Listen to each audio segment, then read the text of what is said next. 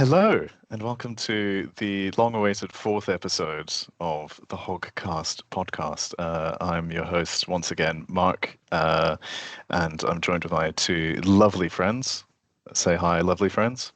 Hi, lovely Hi, lovely friends. friends. Terrible. We've copying bits from other podcasts already, but enjoying it nevertheless. Yeah, it's been a while. Apologies. Life gets in the way, all sorts. We've still managed to do another podcast before the Witch King podcast have released their one. So we're in the thick of it, getting back into it, and we'll see how it all pans out. But yeah, we've got a theme for today. Time of recording is the weekend before Dewey's event in Chippenham, which is a 575 good versus evil tournament, and we're just in the mood. We've had a new FAQ drop. We can start thinking about what's good into good armies, what's bad into bad armies, and everything in between. So yeah, good versus evil. Thoughts initially? What do people think? Hang on, that bit's not now. The bit's not now. All right. But before we get into any of that, we'll start talking about how successful Team Pigmar's been. As always, gas ourselves up. I think it's been going poorly for me for the last couple of months, and I think it's because we've not had a podcast episode where I get to gas up my own achievements. But it's going well for some of us. Motivation. I think I need motivation from you guys. I think that's the issue. That is actually true, isn't it? It correlates roughly with. Do you say that's fair? I think that's fair. Yeah, You did all right at contest. This is Oh true. yeah, that's This true. is true. But I didn't podium. That's because of those damn Australians. The rival podcasters came in and they swept away the glory after we were getting so well. I think that was it. They definitely knew who I was. And anyway, speaking of successes and things, though, we've got Tom's been eating it up really, everywhere and everywhere. Yeah, so we'll get the Tom Fest out of the way first. So Tom managed to play most of the Masters. This is true.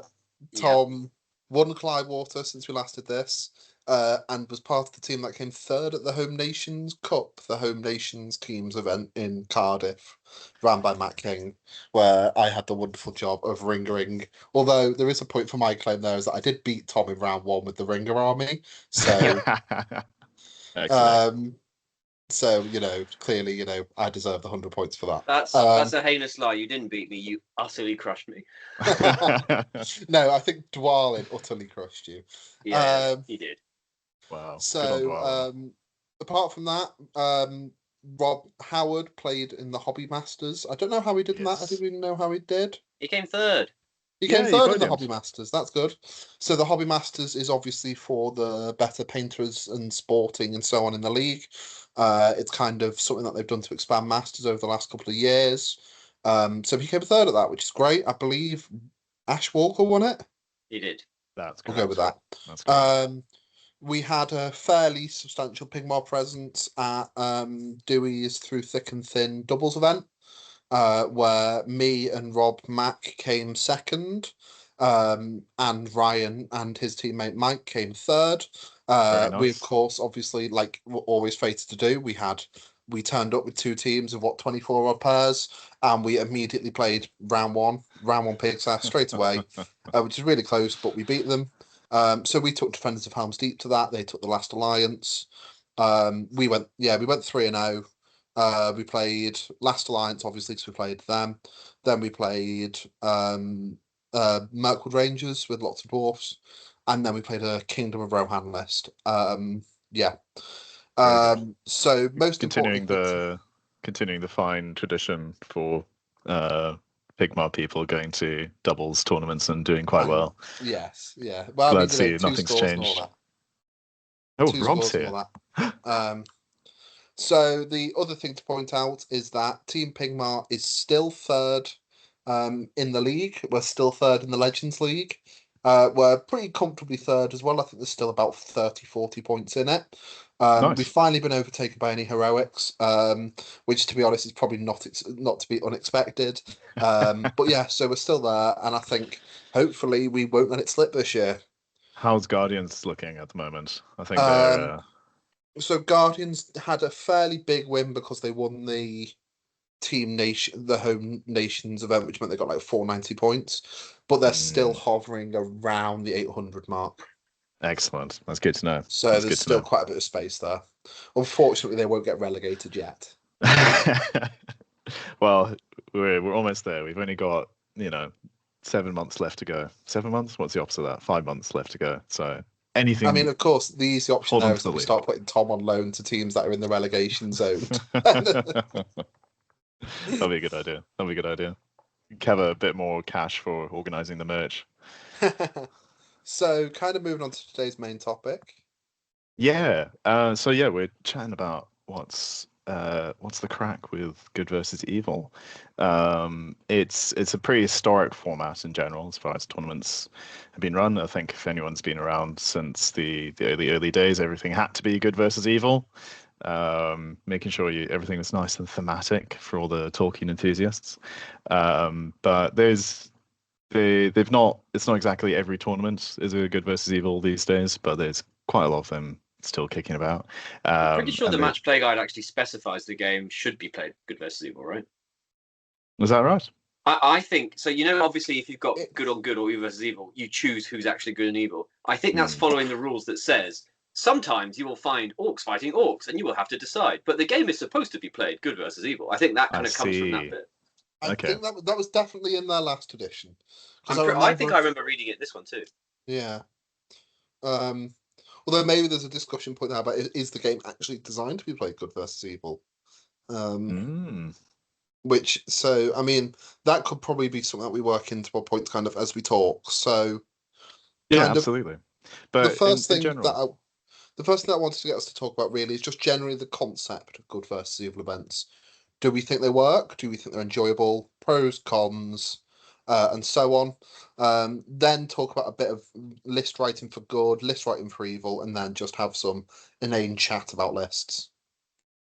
yeah, So the first absolutely. thing that I really wanted to do, guys, is to get your thoughts on good versus evil events. So, do we actually enjoy them? Do we think it works? What are the pros and cons?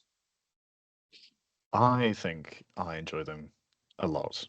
However, I think they exist in a nice balance where they're not every event and they're not every game. Yeah, I definitely agree with that. I think they're, in terms of one of kind of like the mixes and the changes to throw in there, I think it's actually a really good one to have. I think it's one of those ones where it's a nice change, especially kind of at like 100 and so on and more competitive events, because Mm, you're not meddling around with like the core mechanics of the game. You're not giving any different special rules or anything. So you're kind of just playing with the core mechanics of the game in a very unique way, which I absolutely. quite like them for. I think they're a pretty good idea, but like you said, I wouldn't want them to be kind of every single event I go to. Yeah. It is nice to bring two armies to an event as well.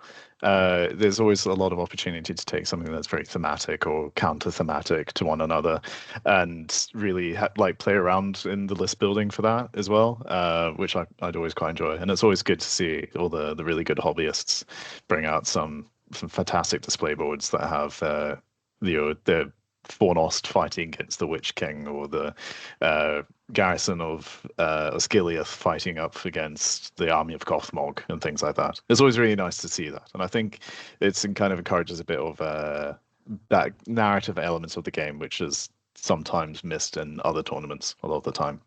So it's always good to see that. Yeah, I agree with that. And I think more generally on the double list point of view, that's something that other game systems do quite a lot. So like I'm pretty sure Song of Ice and Fire does it for their tournaments, where you actually turn up with multiple lists, and you essentially select which kind of blind select which list that you want to play for that game. So you may, within your list design think, oh, this counts as this particular, you might have multiple lists, and it allows you to build kind of more tools and tech into your lists. So bringing multiple lists is definitely quite good for that. Yeah, for sure. Yeah, I quite like that because like I did an event last year in like Worcester, and that was it was like 800 points. And it was bring a good army, bring an evil army, and then it's before you like I think we rolled to decide who is good. It was like you do a roll off, and whoever wins the roll off is good. And like that was it. You don't you don't get to choose or anything like that, but you get to look at the matchups at the start, and you think because I took Men of the West, and I was like, okay, that's like really sweaty list. I'm going to take Goblin Town as my evil list, and just like because it might not have been 800 points because I feel like 800 points of Goblin Town is stupid, but it was a lot of goblins. And then yeah, you're like at the deciding thing of okay, cool, is it going to be Men of the West into something evil, or am I going to try and? I think I played against Arathorn's stand with Goblin Town for one of the games, which was like the wildest game ever. It ended up being a draw purely off the back of the Goblin King and Grinners bagging an enemy hero. Because obviously Arathorn's stand, they're all heroes. So like, okay, cool. I just need to get Grinner and the Goblin King to kill one model this game, and that's 2 VPs right there. Excellent. But then yeah, like some of the other matchups was like, oh, I'm screwed here because there's no way. I played against what was the other Goblin Town game I did? It was I think it was Riders of Theoden maybe, but it was like heavy hero, and I just got absolutely battered. And it was a corners deployment. So all my goblins were split up, and then obviously it's an all cav Riders of Theoden, so they don't give a shit. They just munch. Yeah, they just get where they want to go. So yeah, it was pretty, but it's cool because I mean, obviously, like a big thing of the game is list building, isn't it? And you know, a lot of people really enjoy the aspects, like you said, doing like themey stuff and things like that. And yeah, if I get to take 2 armies to an event, cool. But depends what points, I suppose. So it can be a lot of shit to carry. Makes sense. The practical con of it is because for Dewey's event, I think I might be bringing the fewest models of all of us, and I'm still having to bring 80 models with me. That's pretty interesting. Yeah. Tom, do you think that it works as a format, good versus evil? I think it does. Also, real quick note: it is in the book, page 16. It is designed to be played good versus evil. Excellent. Okay, you're correct as always. One thing that I don't think works, throwing a bit of controversy maybe, is some events that like optional good versus evil, where you can choose to bring. And I understand why they do it. They do it for accessibility reasons, right? Like if you've only got an army, that's fine. You can just bring it. But I never like it when you've brought 2 armies and your opponent brings 1. And then you have to play a certain matchup, and it just feels sucky if that matchup sucks for you. If that makes sense. Yeah, I think it always sucks anyway when you go to a table and you got a bad matchup. But I sort of feel like everyone should be on the same page, personally. Sure, I think the easy counter to that is that if somebody brings 2 armies and somebody brings 1, normally what they do is that you play the opposite alignment. But wouldn't it be so much better if the person who brings 2 gets to choose which one they use? Oh, yeah. That might be a fun way to do the format in general, is you bring 2 armies and you have the choice in general. If everyone brings 2 armies, I suppose that doesn't really change. Yeah, it doesn't change much because then you have to design a veto system, and It does change the impact of tournaments such as the one you attended, Rob, where you just roll the dice at the start of each game. And you might get to game 5 after having played your good army 5 times, and you're like, I brought an extra army with me, and for what? It would be quite useful to have like, hey, I really want to play this. I really want to pick this as my army to put into the mix for this one. Although I suppose you can always come to agreement with your opponent if they're nice enough to let you use the army that you put a lot of time and effort into. I will also say that is an important thing to point out when we are talking about lists going forward for Dewey's event. The way it works for Dewey's event is that it's random on game 1, 3, 5, and 7, and then the other games you play the opposite. So you are going to play 4 and 3. Yeah, that's a traditional way to do it. Yeah. I think that's copied from the Throne of Skulls tournament, although I might be talking on my arse there. And I think an issue with that format can be is that scenario. So you end up with a bunch of so like you don't end up pairing in the second game against the guy who's next to you. You pair against the guy who's in the equivalent point in good versus evil, as it were. And the issue with that is it can be super scenario skewy. So after, as we'll talk about later, after let's say Lords of Battle, you might get a load of good people go up, and then you might end up playing an opponent who maybe isn't as you play an opponent who isn't necessarily ranked in the same place as you are, but that's just happened because of the way the scenario's gone. Yeah, it was quite interesting as an anecdote for Battle of Green Hollow early this year in Scotland, which was also Good versus Evil, where of the top 4 tables, Evil won every single match, which then meant that when they were getting paired in for the final game, they were all paired against the exact same person they'd just played previously, because that was the highest ranked person that had to be on the opposite end of the list selection. So it's a tough one. If you're first time TO and you're thinking, oh, I'd love to run a Good versus Evil tournament, you got to keep an eye out for some things. But I'm sure if you run it through Tabletop Admiral and give the folks to run it there a good a couple of emails, they'll be able to help you out with running all those sorts of things. In terms of the enjoyment and it working, we think Good versus Evil, it's pretty actually enjoyable and it works pretty well overall. It has cons in practical tournament stuff, but works well as a format. There's no obvious skews. Like, I think perhaps one of the things you could have said about Good versus Evil last edition, because last edition Evil was so much stronger than Good, it would have quite heavily skewed one way over the other. But I think this edition is probably maybe the reverse of that, maybe not. But speaking of, we've been very kindly provided with some stats from, well, Tom, do you want to talk through this because you went to this event? Well, Mark did too. I did. Sure. Mentally, So I checked myself you say out we of were it. very. But... You know, I asked Dave Reed at some point, and he sent me this stuff basically. So Sterling 800 points, Good versus Evil, done in the way that we just described. So if you're paired up in the sort of slightly janky way, this is the overall stuff, and you can see there's a slight leaning to Evil. I haven't got the actual raw number, but it's 60 major wins for Good versus what is that? Something like 66 or 67. Yeah, it's 66 for Evil, and a similar small increase for Minor. That may be significant. For what it's worth, my feel of the meta in general is that Evil is better. Contrasting what Sean was suggesting last edition. So often, I don't know why it's always you, Mark. When you're always asking about, here's my Good versus Evil lists, and you give me the options, I look at all your Evil lists, and I always think these are so much better. Yes, I always think the good lists are kind of pants. So maybe this is confirmation bias, but maybe there's a slight leaning toward Evil, just kind of in general. But I think this data is more meaningful when you break it down by the scenarios. Quite interesting because this edition there is a general perception that Good is a lot stronger than Evil.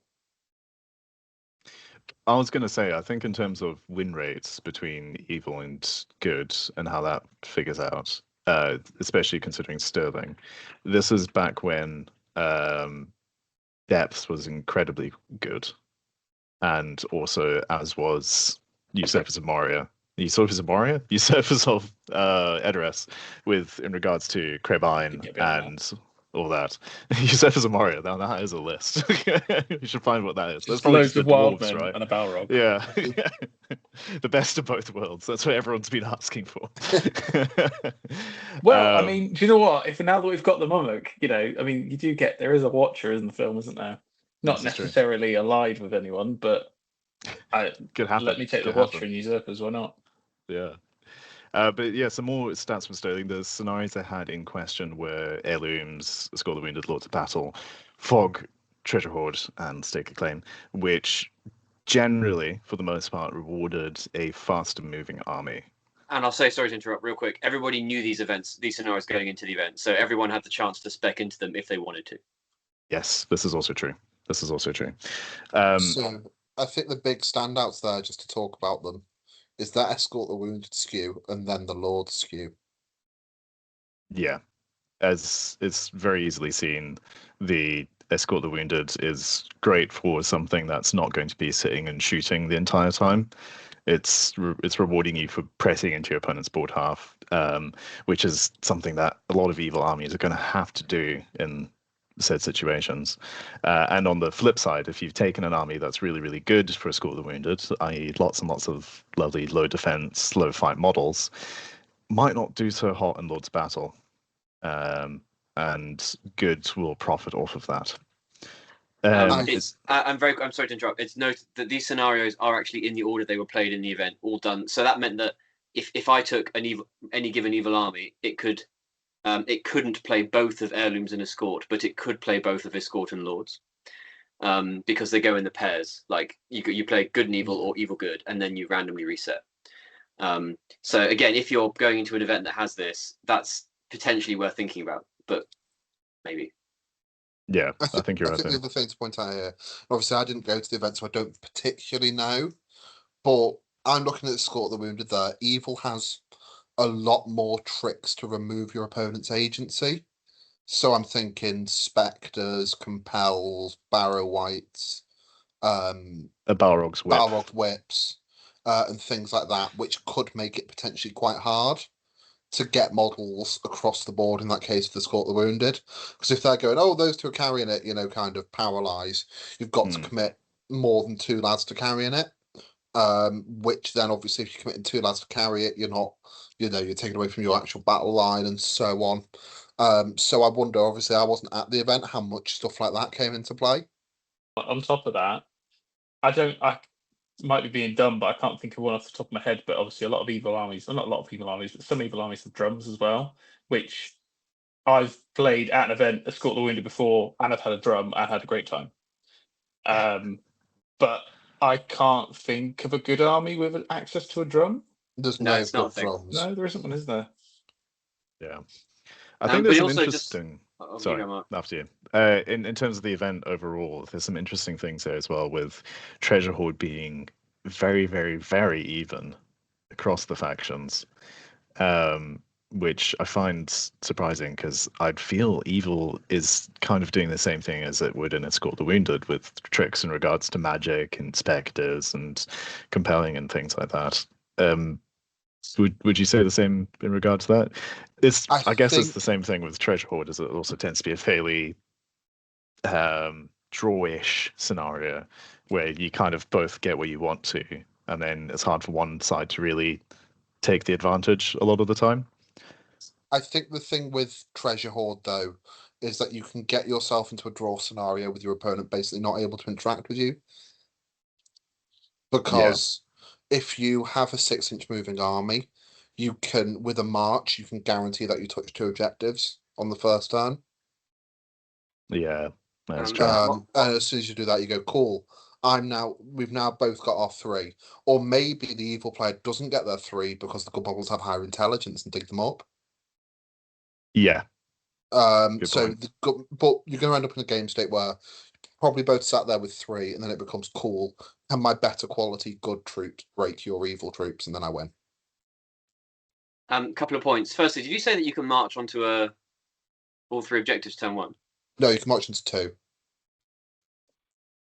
You sure that's right? My understanding is that in Treasure Hoard, I think the maths works out in Treasure Hoard that you can't get to either of the side ones with an infantry march with a standard 6-inch movement. Anyway. I believe you can. I think there is a point where they're precisely 9 away. Well, if you get to all 3, you'd be. Yeah, that's true. If you do get into all 3, you'd be having to have some really favourable terrain as well. That's the other part of it. But I think more to the point is that Escort the Wounded is about ball control a lot more than the other one. And if you've just got a horde of 50 guys, then you've just got so much more. You can just wall off your opponent from basically just getting through, right? It's simple as that. Whereas a horde, it can be helpful in Treasure Hoard because you can put pressure and try and get guys into their backfield and stop your opponent getting to your backfield, because that's the drawbreaker in that scenario, right?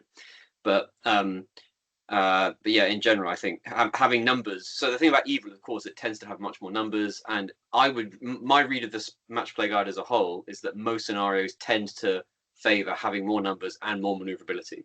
So Stake a Claim, we've not spoken about it. That's not like a colossal evil skew, but it is a significant evil skew. Which is the same. It's the same deal, right? It's pretty significant. I mean, it's 11 wins total to 19. That's a pretty big skew. Yeah, and I think that's the same thing. Stake a Claim is also about movement and numbers, which again I think favors Evil pretty significantly. Yeah. And perhaps a good model that helps good win heirlooms 99% of the time would be a little bird called Gwai here, which evil do not have access to, which is also perchance why it's a strong I did lead wonder in about that, yeah, because as a scenario, I wouldn't necessarily guess that heirlooms would be particularly good for good, but access to, because I know quite a few people bought Raddy's Alliance or whatever, or Men of the West with Gwai here, to be able to fly on and just nab a whole bunch of thingies on 3 turns is pretty damn good. So, there's no evil model which can fly and dig without dismounting, right? Oh, the one Gullivar? Gullivar is the only one I can think of. Yeah. but even then, you're probably overextending him. Dragon? Yes. A dragon? Oh yeah, Dragon can do it. That's fair. That's all that I can think of. Bats in Spider Queen's Brood. Boo. I believe Spider Queen's Brood actually did quite well at this event, or at least on day 1. This is true. I think I remember that. The guy, I can't remember his name. I played him in round 4. He like 1 or 3 games day 1. He had a very unique combination of Spider Queen's Brood at 800 points, and then his good army was Aragorn, Gwai here, and as many eagles as he could stuff into the list. And he did fantastically well. I think he won his first 4 games, if I'm not mistaken. Yeah, he kind of crushed me in round 4. Yes, that was it.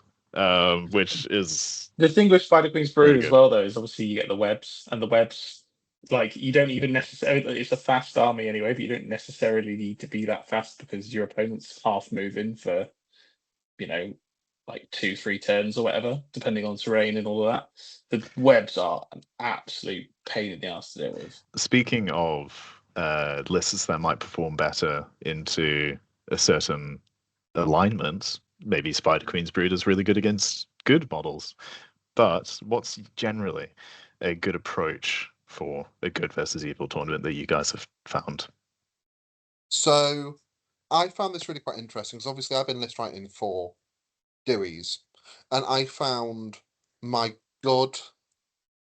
It may just be that I'm generally playing good anyway, but I found my good a lot easier to write a good list into evil than I did my evil to write a good list into good.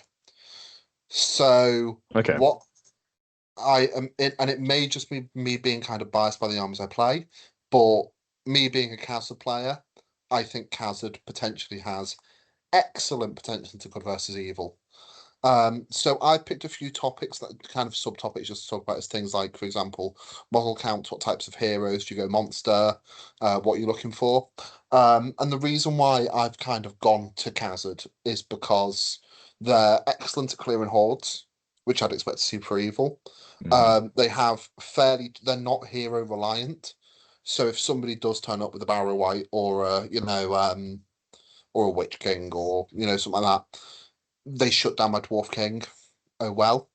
And also it's a pretty decent model count, and also they have the Dom too. So not only can they go into hordes and clear them, they can then compete with them in terms of model count. I think my Khazad list is something like dominance 62.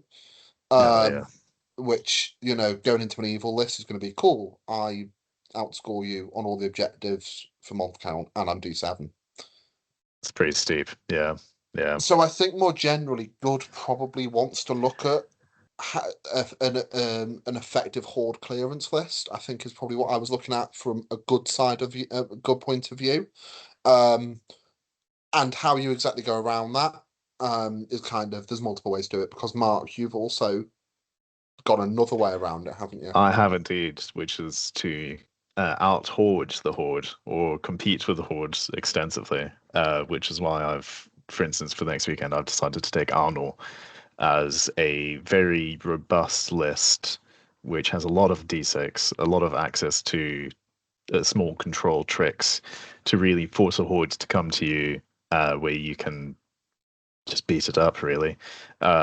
I think the list I've gone with, there's 2 variants I was toying with. One was 40 models, the other 42. I think it's the 575 for Dewey's event specifically. You're looking at around maybe low 40s for a nice evil horde. Depends on how much tech they want to have, what's the discrepancies between them. For instance, how many Cribine you're taking these days, who knows? But what Arnold does really reliably is have dudes that just won't die. Be they D6, be they all having a shield, be it, big Uncle Malbus looking out for all his little guys, and good shooting. At strength 2, it will take out a lot of D4, which is a bit of an evil horde staple. And yeah, just it's reliable. It's you have a lot of dudes. You kind of out horde the horde in many ways. It's a similar way to what Khazad-dûm does, where Khazad-dûm's strengths in beating a horde is because it's got the dominant 2 to counteract the many more models that your opponent has, but also just the stubbornness reroll is really, really useful if you're outnumbered, and you're going to be outnumbered if you're taking dwarves. Yeah, and I think what's nice about dwarves in that case is that it's kind of a self-feeding cycle. In that your D7, they want to kill you, they put more models in to have to do that. They give you rerolls, you outfight them. Yeah. Now, the other thing that, and this is kind of something that we can also touch on in the evil section as well, but I find that quite interesting that you went for D6. And there's a reason why I don't actually, and the reason why D6 doesn't really appeal to me as much in good versus evil as D5 or D7 is because evil has so much strength 4. Yes, this is true. There's a lot more accessibility Yeah. in terms of things that try and hit harder with a limited points cost. And So even we're I looking think at if you're looking at Moranics evil, and things. absolutely. If you're looking at like evil monsters and stuff as well, Khan-Doom trolls, strength 6. There's a couple of heroes if they're running around two-handing are going to be chopping through your guys. Hypothetically, that is. Not my Arnorians. These Not guys with your Malbeth save. they never So- give. They never give. So this is the other interesting one about Arnor, and it may be a points thing, but so 575 were maybe not expecting many casters. Would you take Arnor at higher points? Because it meets the criteria really well, but the problem is Malbeth is active. This is true. The issue with that is you don't mind necessarily if Malbeth is spending the whole game not doing anything because he's got other ways to help which aren't being transfixed in a place. The foresight is really useful. I've discovered, and although once you pair that with the Palantir that Arvedui has as well, you've got a lot of really cheeky control tools to help you manipulate these hordes into where you want on the battlefield, or help outgrind them in the right turns, which Malbeth still contributes to doing that. And at the end of the day, if you're taking a horde that has a caster, we're thinking, what, White Hand? That's probably one of them. Host the Witch King. Host the Witch King. That's Angmar, so you're pretty happy there. Yeah, Angmar's not too shabby. A matchup for me there.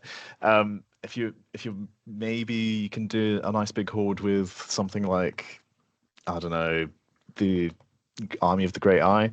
Yeah, Maybe Morgul. Minas Morgul, yeah, that's a good point as well.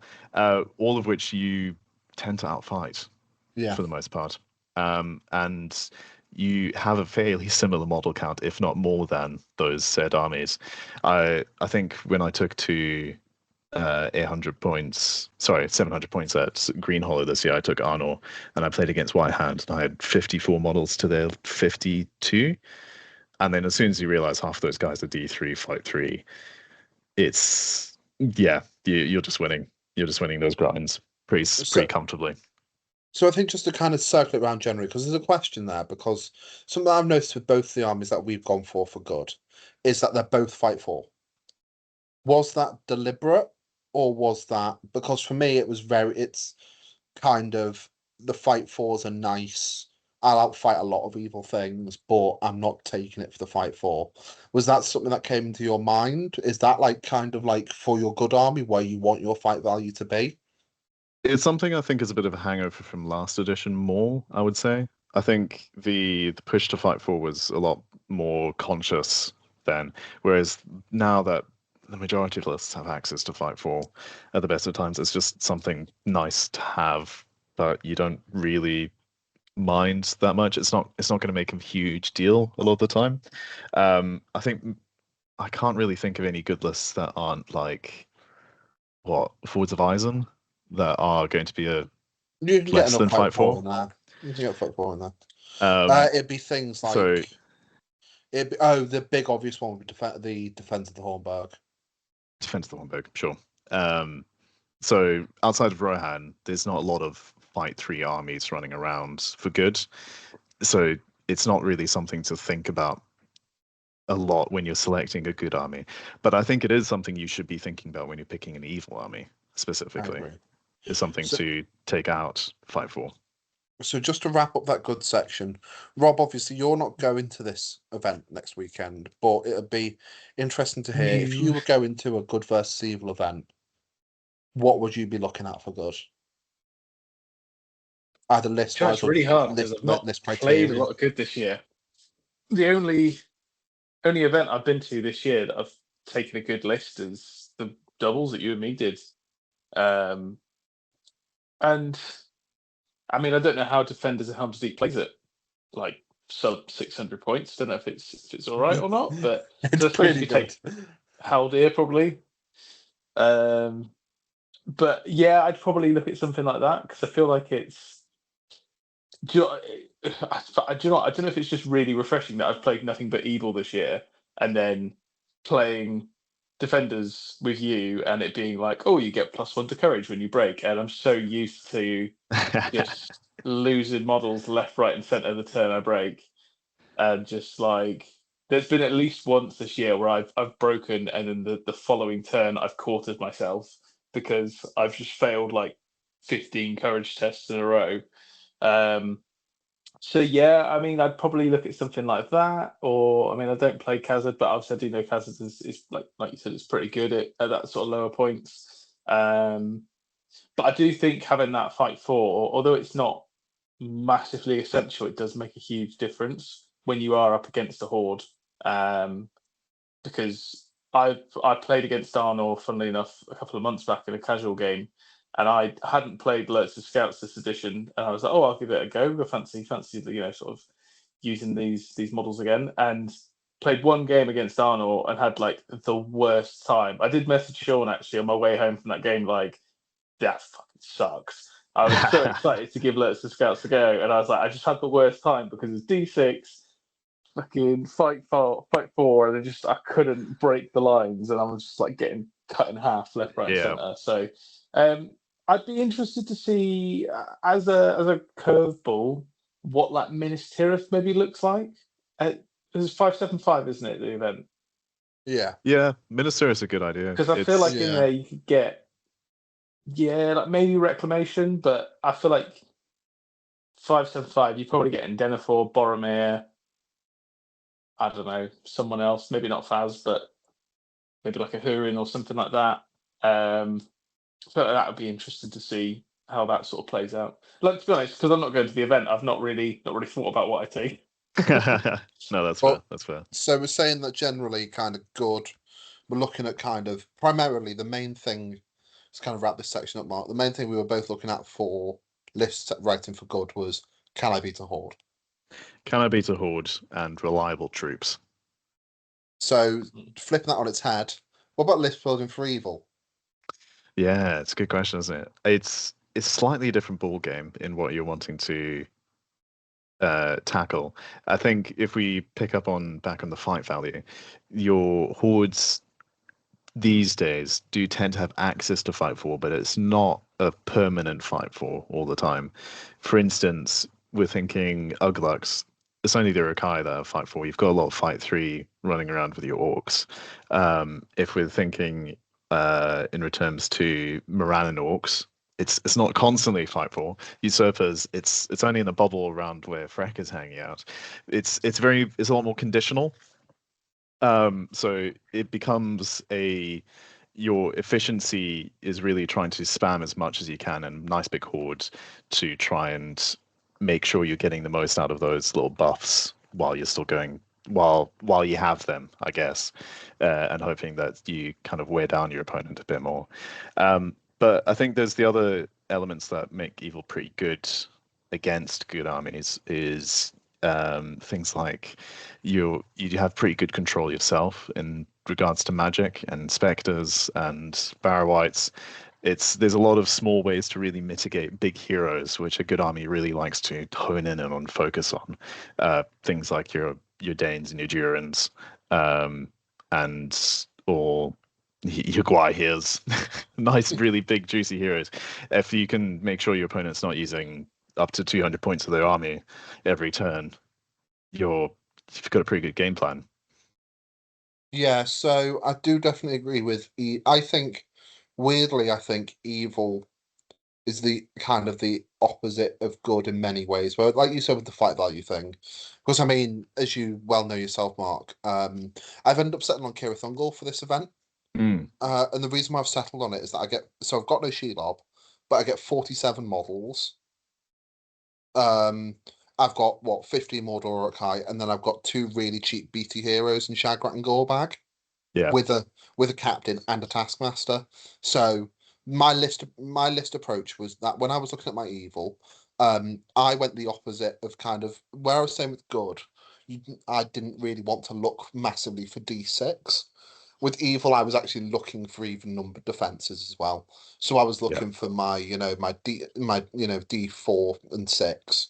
I realise I'm not taking any D6 in the list, but that's just the nature of the list. Because those good armies are mostly strength 3. Yes. Like outside of Iron Hills and a bit of Khazad, there's not really consistent strength 4 in good. Yeah, this is true. I think the one caveat to that is I think there's a few more wounding bonuses in good in general than there are in evil. Yeah, so that was the other way that I went to this, is because I knew that I'd have to kill D6, D7 models. I really wanted Kira Thungle for the animosity, to be getting that going. I mean, and especially I was really aware, now this granted this was pre the Gwaihir nerf, I was very aware in the back of my mind of the Eagle threat. Yep. So part of my logic was, well, Mordor or Higher Courage 6 up, it's pretty good for an evil model. Yeah, they can have 2-handed weapons, and on natural 6s to wound, they do 2 wounds. So if I trap an eagle with a Mordor or a Kai with an orc in there, it could be, it could be pretty nice. On 4s with 6s doing 2 wounds. Yeah.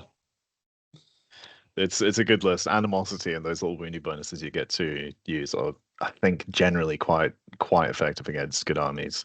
And again, it's all part of that. Hey, there's a big thing that good armies take, and let's shut it down, or let's really put the hurt on it, so that it's using up all its might to just stay alive, to be useful for the game. My approach was a little different, in that I've selected Farharad. Mostly as a way to have fun, I think, with the event, because I think Arnold's going to be a fairly boring time. So I'm hoping that I get to get some fun camel charges off. But they do have their strengths.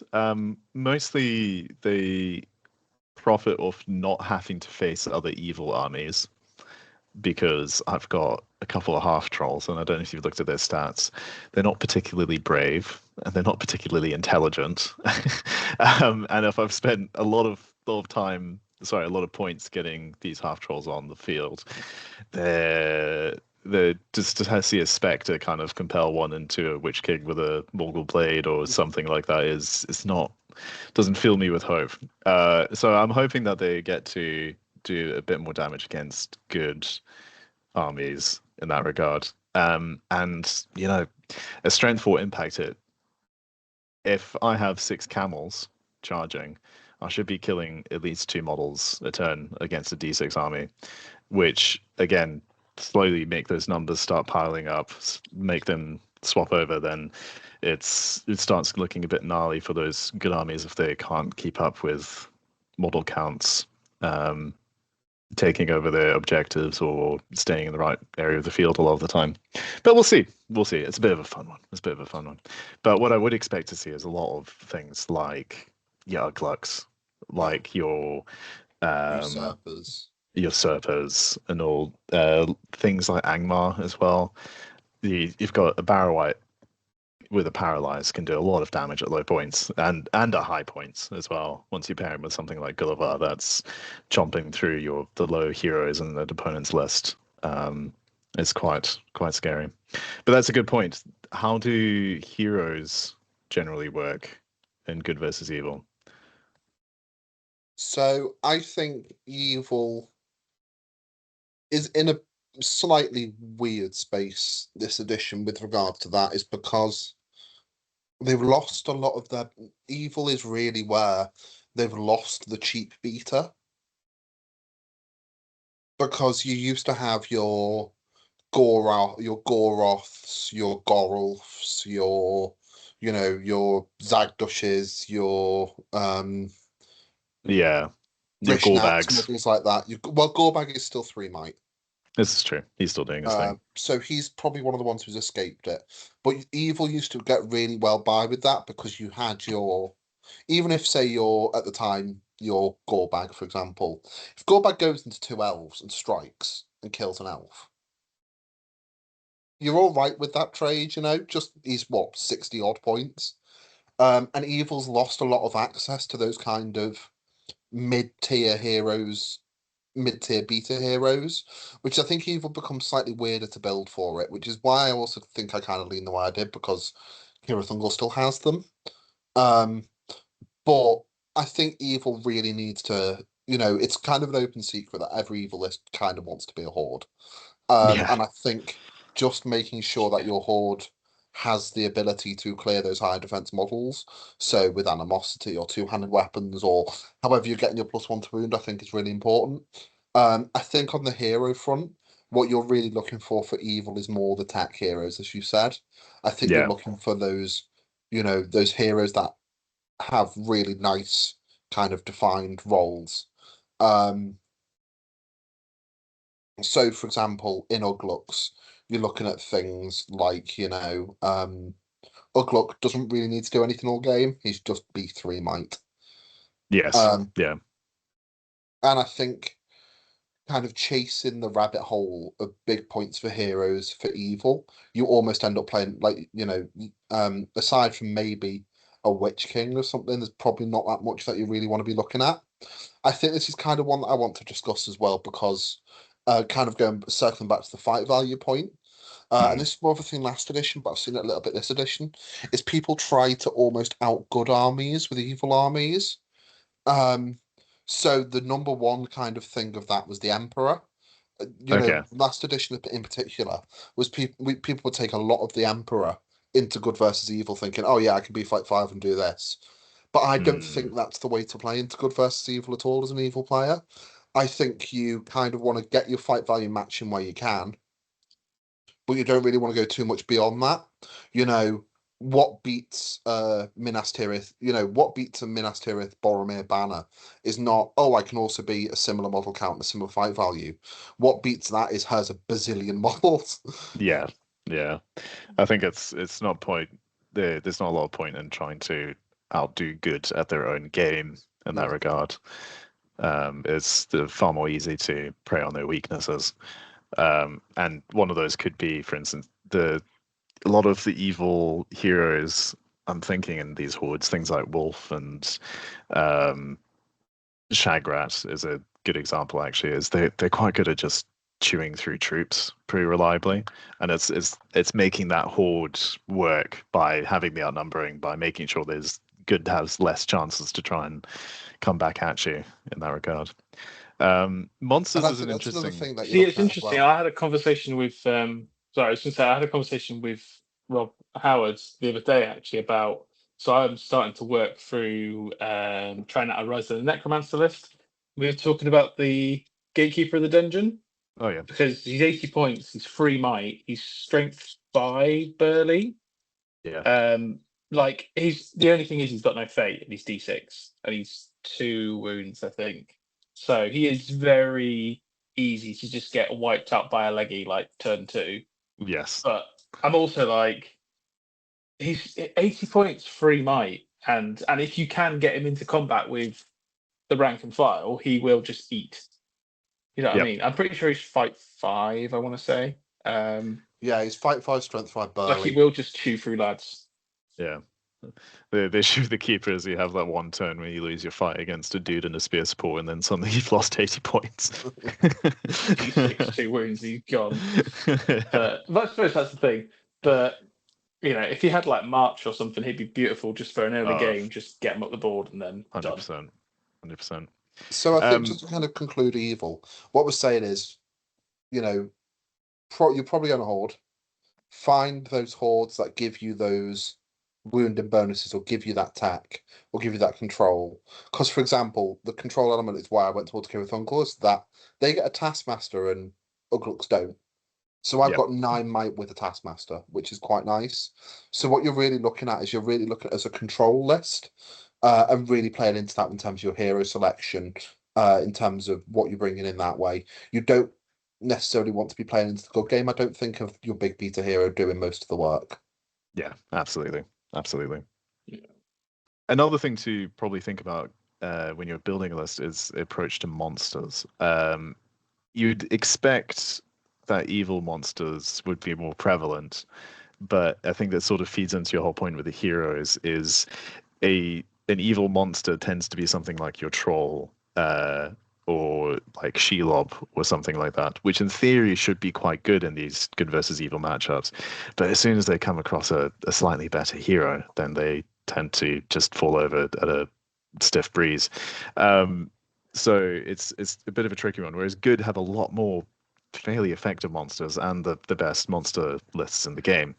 Although evil does have the honorable shout out of Dragons of the North being fairly gnarly at certain points levels. And the 3 trolls. And the 3 trolls, this is true. They're making a comeback, resurgence. Most OP list in the game one of these days. So your Eagles, your Radagast Alliance, your Ents, all really, really effective. Although hopefully with Gwahir being slightly worse than he used to be, that could all be And bears up as on well. this state. Bears is another good point, and bears I would say is actually a fairly good thing to take into these good versus evil tournaments. It's not that they necessarily are they're out hoarding anything, but it's just very, very good quality units with a couple of really, really hard to kill monsters.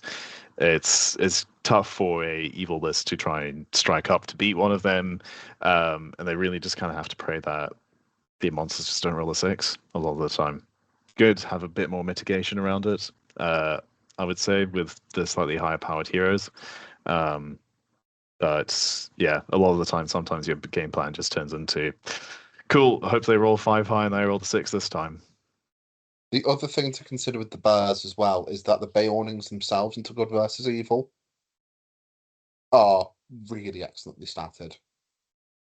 Yeah, fight 5. Because it's the fight 5, the strength 4 plus 1 to wound with the burly.